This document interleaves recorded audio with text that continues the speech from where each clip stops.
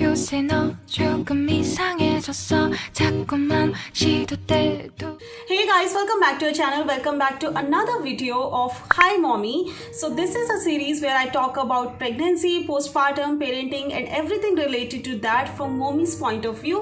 So आज का video उसी से related होने वाला है, which is everything that you need right after pregnancy, which is postpartum essentials. इससे पहले मैंने जो भी वीडियोस की हैं उनके लिंक मैं डिस्क्रिप्शन बॉक्स में डाल दूंगी या आई बटन में डाल दूंगी, आप प्लीज चेक कर लेना. अगर आप प्रेग्नेंट हो तो आपके लिए वो वीडियोस काफी ज्यादा हेल्पफुल होने वाली है. एंड इनफैक्ट ये वीडियो भी, क्योंकि प्रेगनेंसी में क्या चाहिए होता है वो तो फिर भी कहीं ना कहीं से पता चल जाता है, बट पोस्टपार्टम में राइट आफ्टर डिलीवरी जो चीज़ें आपको चाहिए होती हैं वो जानना बहुत ज़रूरी है, क्योंकि उस टाइम पे एकदम से इतना ज़्यादा क्योस रहता है प्रेगनेंसी के वक्त. तो बेटर कि आप पहले से प्लानिंग करके चले उन चीज़ों की. Without any further adieu let's start the video.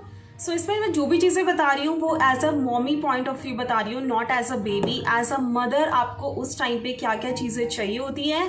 Also ये सब चीज़ें वो हैं जो मुझे कहीं ना कहीं रिक्वायर्ड हुई थी और जो मुझे पता है कि शायद आपको रिक्वायरमेंट हो सकती है, तो उसी पे बेसिस मैं बताऊंगी. हो सकता है और भी बहुत सारी चीज़ें चाहिए हो सकता है इनमें से कोई चीज़ आपके काम ना आए. सो प्लीज़ आप अपने अकॉर्डिंगली देख लेना. बट इस वीडियो में काफ़ी कुछ मैंने कवर किया है, सो आई रियली होप कि it will be helpful for you. The first thing that you need is nursing gown और ड्रेसेस. सो बेसिकली जब आप पोस्टपार्टम में होते हो तो आपको सबसे ज़्यादा ऐसे कंफर्टेबल लूज क्लोथ्स पहनने का मन करता है, क्योंकि ऑब्वियसली उस समय आपको कंफर्ट सबसे पहले चाहिए होता है. ऊपर से आपको ऐसे कपड़े चाहिए होते हैं जिसमें आप इजीली अपने बेबी को फीड करा सको. It will be very convenient to feed your baby. So आपको इस टाइप के कपड़े चाहिए होंगे, तो मेक श्योर कि आप काफ़ी सारे ऐसे कपड़े रख लो अपने पास, क्योंकि बहुत ज़्यादा काम आने वाले हैं आगे भी. There is a little hack जो मैंने यूज़ किया था. सो बेसिकली मैंने अपने लास्ट वीडियो में भी शेयर किया था. तो मैंने मैटरनिटी सेक्शन से शॉपिंग नहीं की थी, क्योंकि मुझे ऐसा लगता है वहाँ पे एक तो ना काफ़ी एक्सपेंसिव होते हैं और ऊपर से ना इतनी वैरायटी भी नहीं मिलती. तो मैंने ऐसे नॉर्मल शॉपिंग की थी. उसके बाद मैंने वो कपड़े अपने टेलर को देके आगे से जिप लगवा लिया या बटन लगवा लिया अपनी कन्वीनियंस के हिसाब से. तो मुझे वो काफ़ी सही पड़ गया था, रीजनेबल भी था. मैंने अपनी पसंद के कपड़े भी खरीद लिए, तो आप भी वो ट्राई कर सकते हो. बट मेक श्योर कि आपके पास काफ़ी सारे ऐसे कपड़े हों जो ईजिली एक्सेसिबल हो बच्चे को फीड कराने के लिए और आपको कंफर्टेबल भी हो. Next thing that you need is nursing bras. Now obviously postpartum में अगेन आपके बच्चे को फीड कराना होता है और आपको चाहिए कि कुछ ऐसा हो जो काफ़ी ईजिली एक्सेसिबल हो. तो उसमें nursing bras are very important, क्योंकि एक तो वो बहुत कंफर्टेबल होती है जो नर्सिंग ब्रा के नाम से आती हैं, and then obviously it's accessible, it's comfortable, it's convenient to feed your baby through that, क्योंकि नॉर्मल ब्रा से उतना ज़्यादा कंफर्टेबल नहीं होता है. जो मैंने यूज़ की थी वो एक्चुअली काफ़ी ज़्यादा कंफर्टेबल थी, काफ़ी अच्छी एक्सेसिबल थी. उसका जो कपड़ा था काफ़ी सॉफ्ट था स्किन को, और उस टाइम पे सबसे मेन यही होता है. तो जो मैंने यूज़ की थी उसका लिंक मैं डिस्क्रिप्शन में डाल दूंगी. अगर आपको चेक करनी है तो आप प्लीज़ चेक कर सकते हो, बट मेक श्योर कि आपके पास वो भी काफ़ी ज़्यादा हो, क्योंकि वो भी काफ़ी आगे तक आपके काम आने वाली है. The next thing that you need is cotton panties, that is high waist cotton panties, क्योंकि अगर आपका सी सेक हुआ है स्पेशली तो आप वो नॉर्मल पैंटीज नहीं पहन पाओगे. तो मेक श्योर कि आप एक दो साइज अप में आप कंफर्टेबल सी नॉर्मल कॉटन पैंटीज ले लो, क्योंकि उसके बाद ब्लीडिंग भी काफ़ी ज़्यादा होती है. So you need something very comfortable जिसमें एयर भी अच्छे से पास हो, जो आपके कंफर्टेबल हो. तो साइज अप भी हो, हाई वेस्ट भी हो, तो आपको काफ़ी ज़्यादा कन्वीनियंट होगा. The next thing that you need is nursing pillow. इसके बारे में आपने बहुत सुना होगा और मैं भी I will totally vouch for it that this is very very important, क्योंकि प्रेगनेंसी के बाद पोस्टपार्टम में एक तो बॉडी में इतना ज़्यादा पेन होता है और आपको अपने पोस्चर्स पे ध्यान देने की बहुत ज़्यादा ज़रूरत होती है. स्पेशली बैक पेन का इशू बहुत ज़्यादा रहता है पोस्टपार्टम में, क्योंकि आप कंटिन्यू अपने बेबी को फीड करा रहे होते हो और काफ़ी कन्वीनियंट नहीं होता है ऑब्वियसली फीडिंग कराना इतना. तो उस समय आपको नर्सिंग पिलो चाहिए होता है, सो दैट वो आपका एक बैलेंस क्रिएट कर देता है. आपको बहुत ज़्यादा झुकना नहीं पड़ेगा और आप इजीली अपने बेबी को फीड करा सकते हो. So it will make your breast feeding journey very smooth, very easy.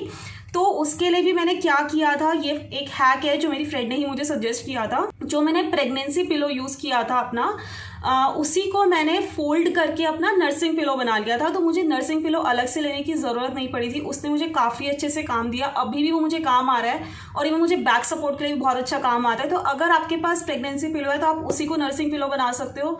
But अगर आपने प्रेगनेंसी पिलो नहीं लिया है और आप पोस्टपार्टम की तरफ आ चुके हो तो नर्सिंग पिलो पक्के से ले लेना, it will help you a lot and it will make your breast feeding journey very easy, very convenient, so do invest in that. The next thing that you need, like really needed, इसके बारे में मुझे actually मेरे postpartum में ही पता चला था, उससे पहले मुझे पता भी नहीं था कि ऐसी भी चीज़ें एग्जिस्ट करती हैं, which is breast pads. So basically क्या होता है कि जब आप पोस्टपार्टम में होते हो ना, तो मिल्क का लीकेज बहुत ज़्यादा होता है और फिर वो अनहाइजीनिक हो जाता है, फिर वो स्मेल भी आती है, so it gets a little dirty. मतलब मुझे तो काफ़ी ज़्यादा से इनकन्वीनियंट लगता था। सो ऑब्वियसली वो उतनी अच्छी फीलिंग नहीं होती है, तो उसके लिए आता है ब्रेस्ट पैड। सो उसको आप अपनी ब्रा के अंदर फिट कर सकते हो, जिससे क्या होगा कि उसकी एब्जॉर्बेंट काफ़ी अच्छी होती है, वो जो भी मिल्क लीकेज होगी उसको अच्छे से एब्जॉर्ब कर लेगा, you will feel fresh, hygienic. So it's a really good purchase जो मैंने यूज़ किया था। अगेन उसका लिंक मैं डिस्क्रिप्शन बॉक्स में डाल दूंगी, आप चेक कर लेना। उसका एब्जॉर्बेंट काफ़ी अच्छा था और आई थिंक वो रीजनेबल भी काफ़ी था। उसका कुछ 6 का पैक या 8 का पैक आया था समथिंग, जो भी है मैं डिस्क्रिप्शन बॉक्स में डाल दूंगी, आप चेक कर लेना। But that is again a very important thing that you need in postpartum. The next thing is nipple cream. अब जब आप अपनी बेबी को इतना ज़्यादा फीड कराते हो तो बहुत बारी ऐसा होता है कि आपके जो निपल्स हैं उसमें से ब्लड आने लगता है या फिर काफ़ी सोरनेस हो जाती है, काफ़ी पेन भी होता है उसमें। तो उस समय काफ़ी इंपॉर्टेंट होता है कि आप अच्छे से मॉइस्चराइज करके रखो, उसके लिए निपल क्रीम्स आती हैं। बट टू बी ऑनेस्ट मैंने nipple cream as such use नहीं की। मैंने क्या किया था, मैं जितनी बारी फीड कराती थी या जितनी बारी पंप करती थी, मैंने घी की डब्बी अपने पास रखी हुई थी। तो घी आई थिंक इंडिया का सबसे अच्छा मॉइस्चराइज़र होता है, हाइजीनिक भी है और नेचुरल भी है। सो मैंने वो रखा हुआ था अपने पास, तो मैं जब भी फीड कराती थी या पंप करती थी तो मैं उसको लगा लेती थी और उसने मेरे लिए अच्छे से काम किया है। तो अगर आप चाहें तो घी लगा सकते हो, आप चाहो तो निपल क्रीम ले सकते हो। निपल क्रीम कौन सी लेनी है उसका मुझे आइडिया नहीं है, वो प्लीज़ आपने सर्च कर लेना, but this is the thing that you need. तो कुछ भी घी या निपल क्रीम कुछ भी रखना, बट कुछ एक चीज़ अपने पास ऑलरेडी रखना क्योंकि उसकी ज़रूरत डेफिनेटली पड़ेगी। The next thing is maternity pads. Obviously सबको पता है कि जब आप बेबी डिलीवर करते हो उसके बाद बहुत ज़्यादा ब्लीडिंग होती है और वो ब्लीडिंग काफ़ी एक्सेस में होती है, तो वो नॉर्मल पैड से I don't think so control हो पाएगी। सो आप सेफर साइड के लिए ना मैटर्निटी पैड्स ले लो, उसका भी लिंक मैं डिस्क्रिप्शन बॉक्स में डाल दूंगी, क्योंकि वो हैवी फ्लो के लिए होता है, वो काफ़ी अच्छे से एब्जॉर्ब कर पाएगा। स्पेशली पोस्टपार्टम में आप उतना ज़्यादा बार बार फ्रीक्वेंटली चेंज करने के लिए भी नहीं जा सकते, तो उस वजह से भी बहुत कन्वीनियंट होता है। हालांकि राइट आफ्टर डिलीवरी ये सब चीज़ें हॉस्पिटल में मिल जाती हैं, तो आपको हो सकता है हॉस्पिटल में मिल जाए, बट मैं सजेस्ट करूँगी कि एक पैकेट तो एटलीस्ट लेके रख लो, because you never know right. तो आपको एक सेफर साइड ऑप्शन रहेगा आपके पास, तो 1-2 पैकेट तो ले लो, काम आ जाएगा। उसके बाद जब धीरे धीरे फ्लो कम हो जाता है then you can use your regular pads, तो उसको मतलब रेगुलर पैड्स भी ले लेना।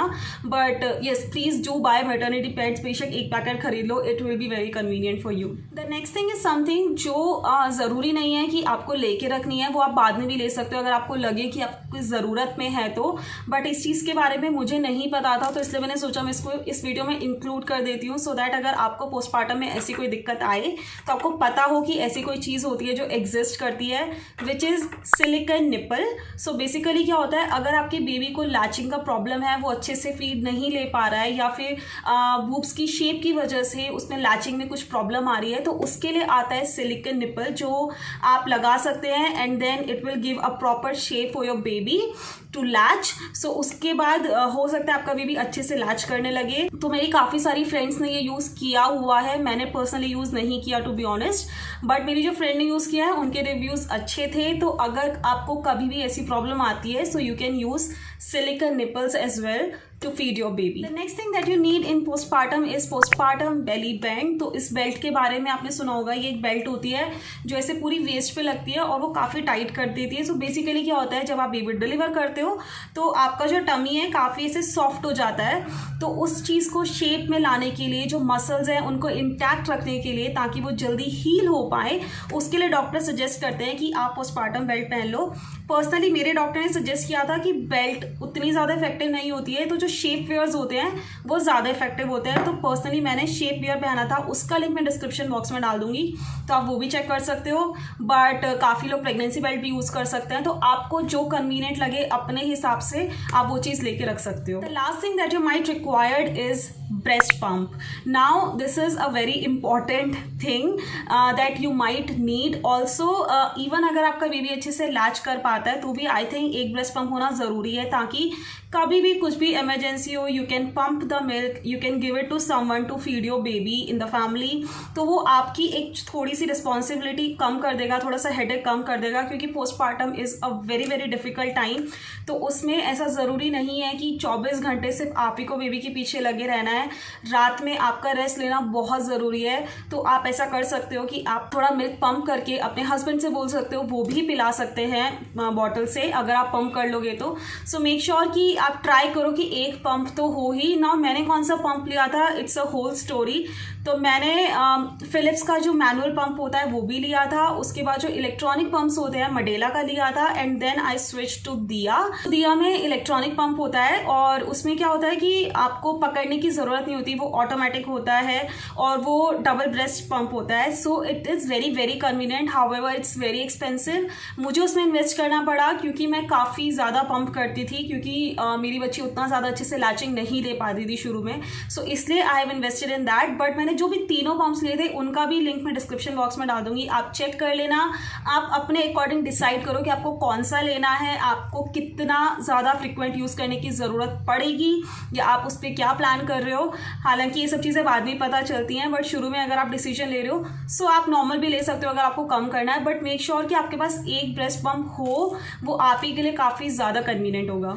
Okay, so that was it for the video. ये 10 चीज़ें मैंने बताई जो पोस्टपार्टम में काफ़ी ज़्यादा हेल्प कर सकती हैं आपको। आप मुझे बताओ कि अगर और कोई भी ऐसी चीज़ है तो प्लीज़ कमेंट में लिख देना, ताकि अगर कोई और इस वीडियो को देख रहा हो एज अ मदर तो उनको हेल्प मिल जाएगी अगर मैंने कुछ मिस किया हो। और अगर आप मदर हो और ये वीडियो देख रहे हो and you are in your postpartum journey और going to be in your postpartum journey, then congratulation and all the very best. And I hope आपको ये वीडियो हेल्पफुल होगा, पसंद आया होगा। अगर आया है तो please like this video, subscribe to our channel, comment down below, share it with all the postpartum mothers, like postpartum mothers भी, pregnant mothers भी, please do share it can help them, and I will see you in the next video. Till then, bye.